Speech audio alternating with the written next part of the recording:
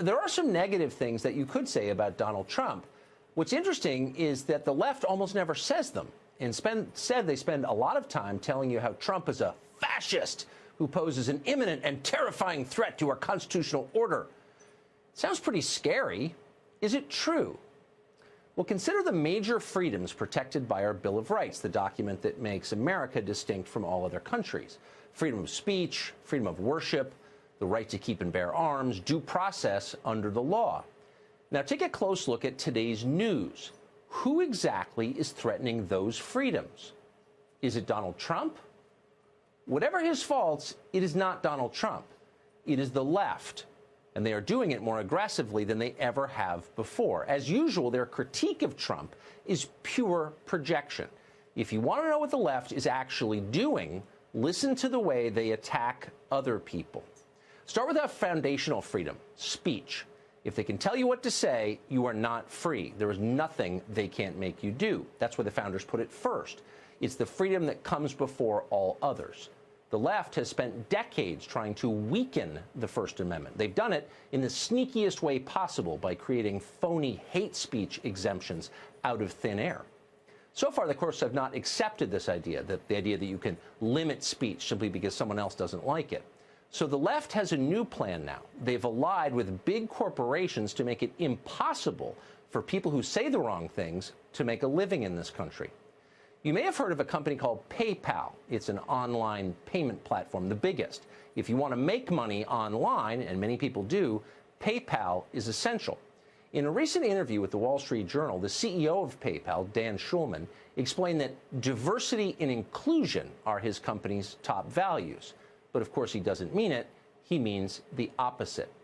Like most on the left, what Schulman actually wants is utter conformity, a world where only approved opinions are allowed.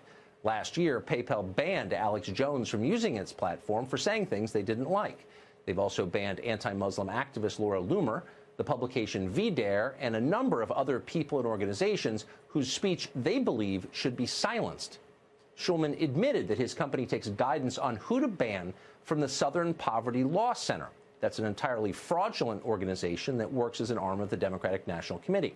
According to Schulman, quote, the line between free speech and hate, nobody teaches it to you in college. Nobody defined it in the law.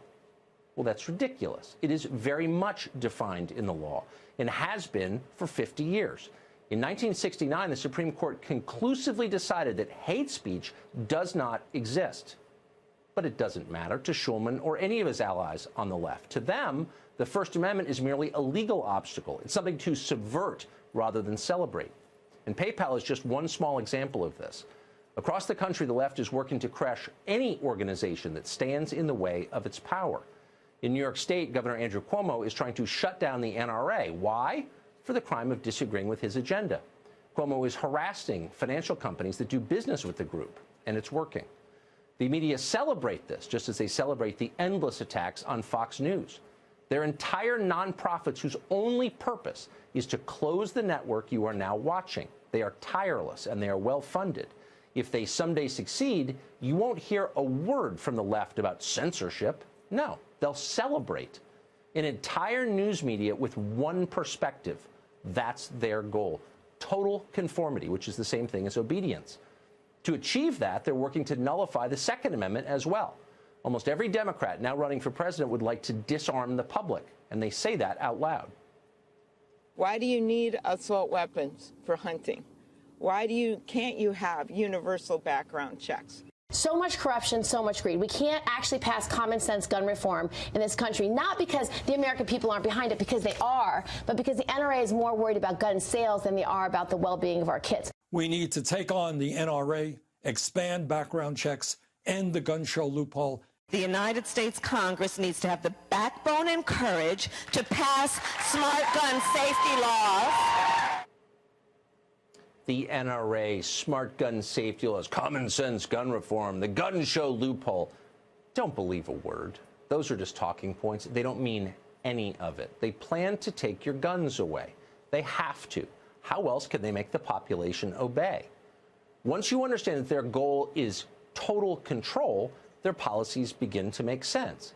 To a literal person, for example, the Green New Deal sounds like it has something to do with the environment. It's green, after all. Of course, if you really cared about the environment, the quality of air and water, you would push China to stop polluting. China is the world's biggest polluter by far. But the Green New Deal doesn't even mention China. Instead, it's all about controlling you, the job you have, the house you live in, the vehicle you drive. Today, those are choices that you get to make. Under the Green New Deal, the Democratic Party would make them for you. That's why so many of their candidates have endorsed the Green New Deal. You'll hear things like the Green New Deal. You'll hear things like Medicare for all. You'll hear things like whether it's taxes. You'll hear things. Right. At what point do you say, that's our North Star, but we have to be realists? There's no question we have to be practical. But being practical also recognizes that climate change is an existential threat to us as human beings. Can we afford it? Of course we can afford it. $2.5–3 trillion a year for Medicare for all by some studies. It's not about a cost. It's about an investment. Medicare for all, another power grab, a total federal takeover of the healthcare sector. That means more power for them. Just the other day, Congresswoman Ocasio-Cortez speculated that it may no longer be right to have children, kids. Today, she considers that a debatable question, just asking. But in 20 years, it may be settled theology. One morning, you'll wake up and Commissar Ocasio-Cortez will be proposing control over who is allowed to have children and when. Don't believe it? Well, the same thing is happening with reparations. It moved fast. 20 years ago, seizing people's possessions and giving them away to atone for the sins of those who died more than a century ago, that was considered a fringe position. Nobody said that out loud who wanted to get elected. Today, Elizabeth Warren, Kamala Harris, Julian Castro, they have all said they're for it. At this pace, we'll be knocking down statues of Barack Obama someday soon for the crime of opposing reparations. This all sound a little paranoid? Okay, do this. Find a big city newspaper from just 10 years ago. Read the whole thing. Then compare it to this morning's Washington Post. How far has the left moved in just a decade? A long way. And the pace is quickening. Fascism? Yep, it's a threat, and it's not coming from the White House.